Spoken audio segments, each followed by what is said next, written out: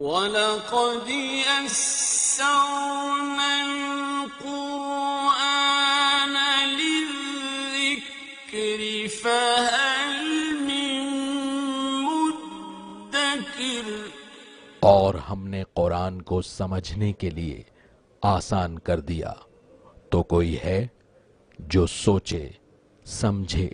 وقالوا اتخذ اللہ ولدا سبحانہ، اور ان میں وہ بھی ہیں، اب ظاہر بات ہے یہاں پھر اشارہ ہو رہا ہے وہ اہل مکہ کی طرف جنہوں نے یہ کہا ہے کہ اللہ نے اولاد اپنے لیے اختیار کی، یعنی وہ کہتے تھے کہ یہ جو فرشتے ہیں یہ اللہ کی بیٹیاں ہیں، نصارہ کہتے تھے کہ حضرت مسیح اللہ کے بیٹے ہیں، اور یہودیوں کا بھی ایک گروہ ایسا تھا جو حضرت عزیر کو اللہ کا بیٹا کہتا تھا۔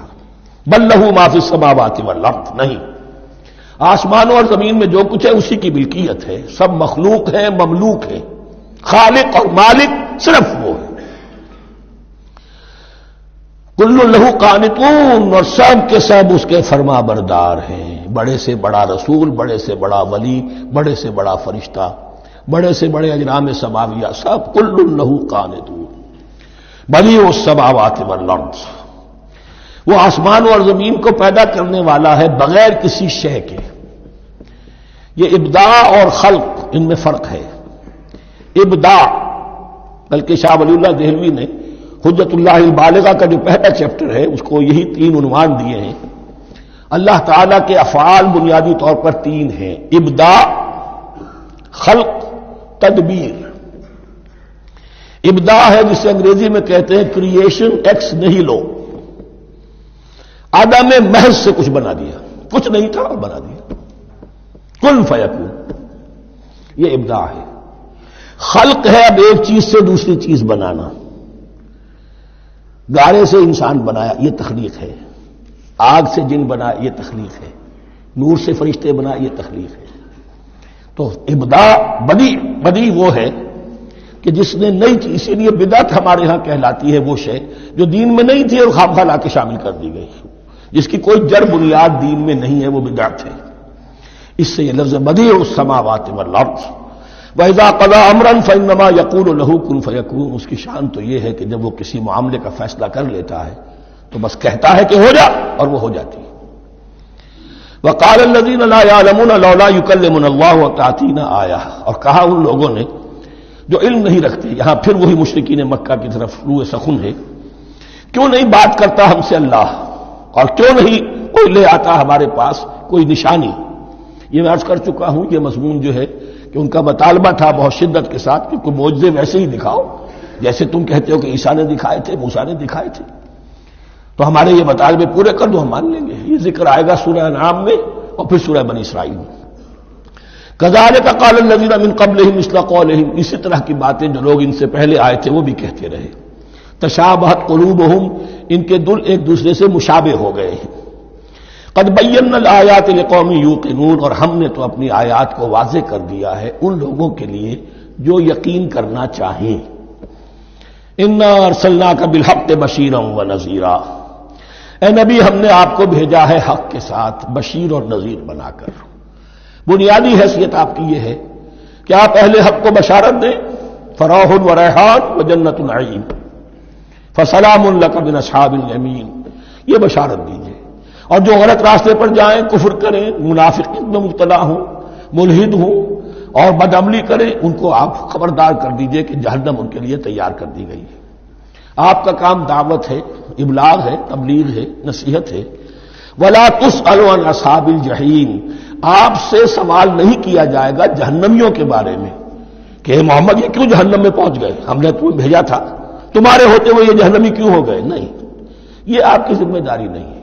کون جنت میں جانا چاہتا ہے، کون جہنم میں جانا چاہتا ہے، یہ آدمی کا اپنا فیصلہ ہے۔ آپ کا کام ہے کہ حق کو واضح کر دیں، ہاں وضاحت میں کمی نہ رہ جائے، حق واضح ہو جائے، کوئی اشتباہ نہ ہو، بالکل مبرہن ہو جائے، واضح ہو جائے، بس یہ ذمہ داری آپ کی ہے، اس سے زیادہ نہیں۔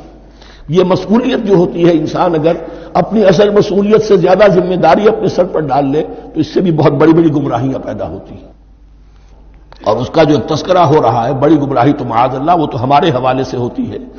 ہمارے ہاں کی بہت سی جماعتیں جو ہیں اسی طرح کی غلطیوں کی وجہ سے وہ غلط راستوں پر پڑ گئی، پوری تحریکیں برباد ہو گئی۔ لیکن یہاں بھی حضور کا معاملہ کیا ہو رہا تھا کہ حضور چاہتے تھے کہ کسی طرح یہ علماء یہود ایمان لے آئے. بہرحال حضور کے دل میں رغبت. آخر مکے میں آپ سے تو دعائیں مانگتے تھے, اے اللہ عمرو ابن ہشام اور عمر ابن خطاب میں سے کسی ایک کو تو میری جھولی میں ڈال دے. تو اسی طرح کی دعا آپ نے کی ہوگی. فرمایا وَلَن تَرْضَىٰ عَنكَ الْيَهُودُ وَلَا النَّصَارَىٰ حَتَّىٰ تَتَّبِعَ مِلَّتَهُمْ. اے نبی کسی مغالطے میں نہ رہیے, ہرگز راضی نہیں ہوں گے آپ سے نہ یہ یہودی اور نہ نصرانی جب تک کہ آپ پیروی نہ کریں ان کی ملت کی. لہذا امید منقطع کر لیجیے, اس لیے کہ زیادہ امید ہو تو مایوسی ہو جاتی ہے. اقبال نے بہت خوب کہا ہے بندہ مومن کے بارے میں, جس کی امیدیں قلیل جس کے مقاصد جلیل. مقصد اونچا لیکن امید قلیل رکھیے. اللہ چاہے گا تو ہو جائے گا, نہیں چاہے گا تو میرا کام تو اپنی حد تک اپنا فرض ادا کر دینا ہے.